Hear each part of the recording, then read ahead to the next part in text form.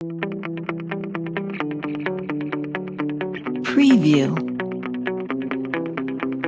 สวัสดีครับ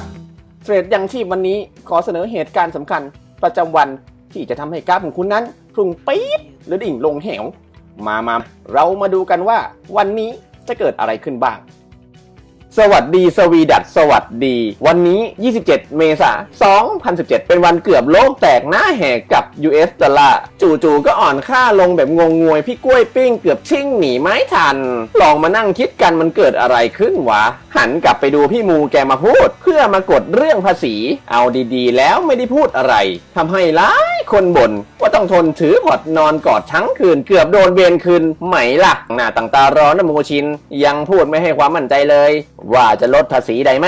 ข่าวนี้ผ่านไปข่าวใหม่ก็มาพี่แก้วตาสกุลเงินแคนาดาแข็งค่าขึ้นอย่างรุนแรงโดนพี่ทำแผงลิตกับจิตตกสะพงกเกือบไม่ทันเล่นเอาคนที่เทรดกันตาตั้งกันไปเลยใครจับคู่ของสกุลเงินแคนาดาเมื่อเวลานั้นก็มันกันเลยทีเดียวใจห่อเหี่ยวเลี้ยวกลับไปมองพี่ทำกับน้องไม่ต้องฉีกสัญญาดูไปดูมาที่แท้เป็นสัญญานัฟต้าที่ทำให้สกุลเงินแคนาดาแข็งค่านี่เองพี่แกทำไมไม่บอกก่อนพูดนะครับจะได้เซลล์ US ดอลลาร์แคนาดาไว้เรามาดูเหตุการณ์วันนี้ว่าจะมีอะไรมาสมลาห้าเฮกันบ้างเฮ้ยดูกันไม่ทันไรเช้าวันนี้ก็ได้มีกระแสของญี่ปุ่นที่อุ่นๆร้อนๆนอนมาดูว่าเกิดอะไรขึ้นเป็นอื่นไปไม่ได้คือการตัดสินใจปรับอัตราดอกเบี้ยที่เปลี่ยนใจยังคงไว้เท่าเดิมแต่ต้องดูเพิ่มเติมกับการแถลงการของญี่ปุ่นให้รอดูกันต่อไปแต่ส่วนใหญ่ถ้าคงมาตรการ QE ก็หนีไม่พ้นกับสกุลเงินเยนที่อ่อนค่าลงอย่างต่อเนื่องเกือบเปลืองงบจบไม่สวยไม่ต้องอวยกันละครับ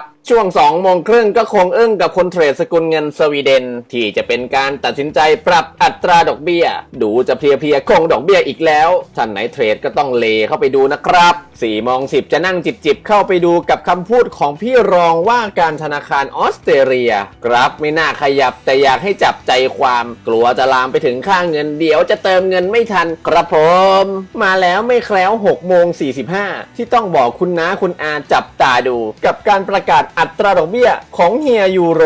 นักคิดกับโผยังคงเดิมส่วนตัวคิดว่าสกุลเงินยูโรจะแข็งค่าก่อนการประกาศถ้าหากไม่ขาดข่าวนอกตารางดูไปพลางๆก็น่าเทรดนะครับสหรัฐวันนี้มีการประกาศที่ดีหลายเหตุการณ์ทั้งยอดคำสั่งซื้อสินค้าคงทนในช่วงเวลาทุ่มครึ่งถ้าให้เดาพร้อมกับความเมาและความมั่วสกุลเงิน US ดอลลาร์จะอ่อนค่าก่อนการประกาศเล่นก่อนการประกาศก็ดีนะครับในเวลาเดียวกันก็จะมีมวยมันๆอีกแล้วยังไงทั้งพวกแกไม่แก้วต้องมาดูเฮียยูโรจะสู้หรือวันนี้เพราะพี่ดากี้มาแถลงเงินยูโรจะพลิกแพลงไปถึงไหนเอาใจช่วยกันนะครับสุดท้ายกับข่าวในตารางที่บางๆต้องติดตามกับการประกาศยอดขายบ้านที่รอปิดการขายอิฟไอพอร์ตกูจะตายไหมวะยังไงก็ต้องดูเพราะกลัวพอร์ตตรูจะกรูไม่กลับส่วนตัวคิดว่าเงินดอลลาร์จะอ่อนค่าก่อนการประกาศตามตลาดที่ว่ากันไว้หากท่านไหนยังไม่รู้จะติดตามข่าวสารตรงไหนให้ติดตาม Twitter ได้ที่@purit หรือติดตามแฟนเพจตามชื่อนี้นะครับปล